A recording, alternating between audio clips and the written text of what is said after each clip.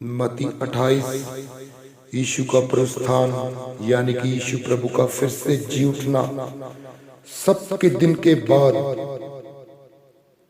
सप्ताह के पहले दिन पौ फटते ही मरियम मगदलिनी और दूसरी मरियम कब्र को देखने की, यानी कि वचन कहता है दो स्त्रियां कब्र को देखने की। और देखो, एक बड़ा भूकंप हुआ, क्योंकि प्रभु का एक दूत स्वर्ग से उतरा। वहां पे एक बड़ा सा भूकंप हुआ और परमेश्वर का स्वर्गदूत स्वर्ग से उतर के नीचे आ गया। उन्होंने ऐसा वहां देखा और पास आकर उसने पत्थर को लुढ़का दिया। स्वर्गदूत जैसे ही नीचे आया, उसने कब्र के ऊपर जो पत्थर लगा था उसको हटा दिया और स्वर्गदूत आकर उस पत्थर के ऊपर बैठ गया।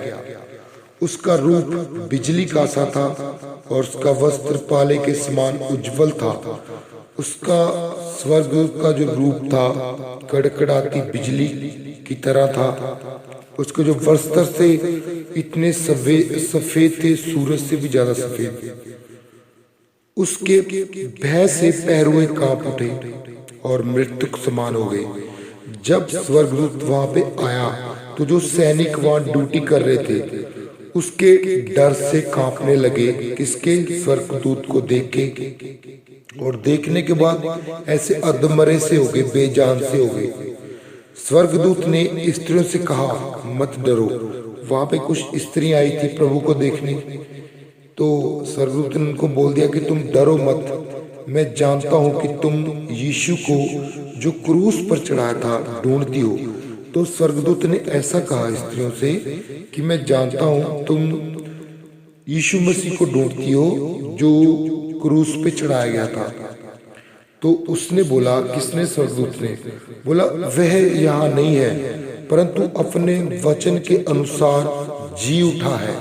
स्वर्गदूत ने उन स्त्रियों को ऐसा बोला कि प्रभु यीशु मसीह अपने वचन के अकॉर्डिंग, जैसे प्रभु ने बोला था कि मैं तीसरे दिन जी उठूंगा, और वो जी उठा है। आहो। तो स्वर्गदूत ने बोला, आगे बढ़ो और इस स्थान को देखो यहाँ प्रभु पड़ा था। बोला, तुम यहाँ पे आके देखो कि यहाँ पे प्रभु को रखा गया था, यहाँ पे प्रभु नहीं है। और शीघ्र जाकर उसके चेलों से कहो कि वह मृतकों में से जी उठा है।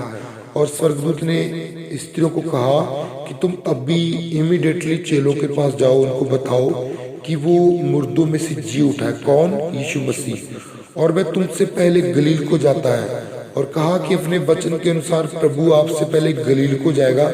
गलील एक गांव था, वहां उसका दर्शन पाओगे। तुम लोग वहां प्रभु से मुलाकात करोगे, उसका दर्शन पाओगे। देखो, मैंने तुमसे कह दिया है। वह भय और बड़े आनंद के साथ कब्र से शीघ्र लौटकर उसके चेलों को समाचार देने के लिए दौड़ गई। तो वो स्त्रियां वहां से चली गई और जो प्रभु के चेले थे उनको मैसेज दिया कि प्रभु जी उठा है। तब यीशु मसीह उनसे मिला और कहा, सलाम। उन्होंने पास आकर और उसके पांव पकड़ उसको दंडवत किया। फिर प्रभु यीशु मसीह उनको मिले और उन्होंने सलाम कहा। सलाम के बाद उन्होंने प्रभु यीशु मसीह के पैरों को माथा टेका, दंडवत किया। और फिर प्रभु ने कहा, मत डरो, मेरे भाइयों से जाकर कहो कि गलील को चले जाएं, वहां मुझे देखेंगे। तो प्रभु ने कहा कि डरो मत, तुम सब मेरे भाइयों को बोलो गलील को चले जाओ और वहां मैं तुमसे मिलूंगा। आगे बढ़ते हैं। पहरुए की सूचना। वह जा ही रही थी कि पहरुए में से कुछ ने नगर में आकर पूरा हाल प्रधान याजकों को कह सुनाया। अभी वो स्त्रियां वहां से निकली थी, रास्ते में थी, तो जो वहां पहरुए थे यानी कि सैनिक थे, ड्यूटी दे रहे थे, उन्होंने जाके प्रधान याजक जो अमीर लोग थे, चालाक लोग थे, उनको ये पूरा मैसेज दिया। तब उन्होंने पुरनियों के साथ इकट्ठे होकर सम्मति की कि सिपाहियों को बहुत चांदी देकर कहा, यह कहना कि रात को जब हम सो रहे थे तो उसके चेले आकर उसको चुरा ले गए। तो उन्होंने आपस में प्लान किया। किसने? सैनिकों ने और जो उनके प्रधान जाजक उनके ऊपर सीनियर थे, ऐसा बोल दिया इनको कुछ पैसे दे दो, चांदी दे दो और इनको बोल दो ऐसा बोल देंगे जब इनको पूछा जाएगा कि आखिर प्रभु का जो डेड बॉडी है वो कहाँ है, तो बोलना ऐसा बोल देना कि हम सो रहे थे, उसके चेले उसको चुरा के ले गए। ये झूठ बोल रहे हैं कि वो जिंदा नहीं हुआ, ऐसा कोशिश की उन्होंने। और यदि यह बात हाकिम के कान तक पहुंचेगी तो हम उसे समझा देंगे। और उन्होंने ऐसे बोला कि अगर जो सैनिक हैं उनके सीनियर तक ये बात पहुंचेगी तो हम उसको समझा देंगे कि नहीं ऐसी कोई बात नहीं है। देखो यहाँ भी वह चालाकी कर रहे थे और तुम्हें जोखिम में से बचा लेंगे और कहा कि तुम्हें मुश्किल से बचा लेंगे। अंत उन्होंने रुपए लेकर जैसा सिखाए गए थे वैसा ही किया। यह बात आज तक यहूदियों में प्रचलित है। अब देखो मेरे भाइयों बहनों, मैं आपको बताना चाहता हूँ कि जब प्रभु यीशु मसीह ने अंधों को चंगा किया, लंगड़ों को चलाया, मुर्दों को खड़ा किया, हर दुष्ट आत्मा वाले बीमार व्यक्ति को चंगा किया, तब भी लोगों ने यकीन नहीं किया। और प्रभु का वचन था कि मैं तीसरे दिन मुर्दों में से जी उठूंगा, और प्रभु जी उठे। फिर इन्होंने कोशिश की कि इन्होंने जो प्रभु के विरोधी लोग थे, आज भी विरोधी हैं, उन्होंने कोशिश की थी कि तुम पैसे ले लो, लोगों को बोल देना। इसके चेले आए थे, चेलों ने इसका जो शव था, डेड बॉडी थी, उठा के ले गए और लोगों में ये आवाज फैला दी कि प्रभु जी उठा।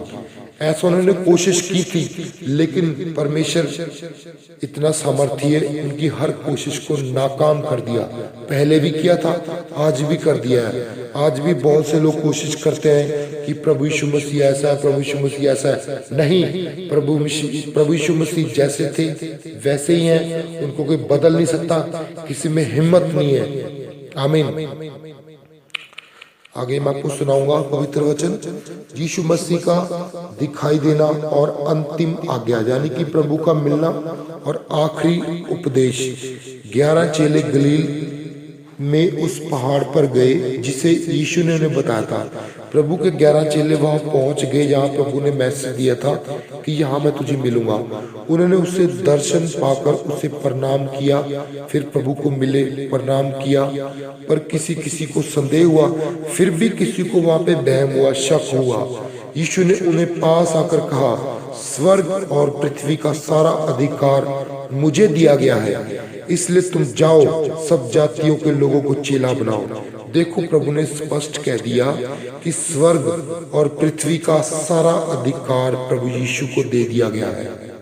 अब भी प्रभु यीशु मसीह ही प्रभु है, वही राजा है, क्योंकि वचन लिखा, मैं फिर से सुनाता हूँ, स्वर्ग और पृथ्वी का सारा अधिकार प्रभु यीशु मसीह को दे दिया गया है। अब आप सोचते हैं कि सब लोग प्रभु यीशु मसीह को क्यों मानते हैं? इसलिए मानते हैं क्योंकि सारा अधिकार स्वर्ग का और पृथ्वी का प्रभु यीशु मसीह के पास है। वही राजा है, वही करेगा जो करेगा, और कोई कुछ नहीं कर सकता। आमीन। और प्रभु ने कहा कि सब जातियों को चेला बनाओ और उन्हें पिता पुत्र पवित्र आत्मा के नाम से बपतिस्मा दो, और उन्हें सब बातें जो मैंने तुम्हें आज्ञा दी हैं मानना सिखाओ, और देखो मैं जगत के अंत तक सदा तुम्हारे संग हूँ। तो प्रभु यीशु मसीह परमेश्वर ने कहा कि तुम सबको वचन सुनाओ और आज्ञाएं कहना मानना सिखाओ। और प्रभु ने ये प्रॉमिस किया कि मैं जगत के, जानी कि दुनिया के अंत तक, जब तक दुनिया का अंत नहीं होगा तब तक तुम्हारे साथ हूँ। आमीन। तो विश्वास करो, प्रभु हमारे साथ है और हमें गिरने नहीं देगा, और प्रभु हमारे साथ खड़ा है क्योंकि प्रभु का वचन कहता है। आमीन, आमीन।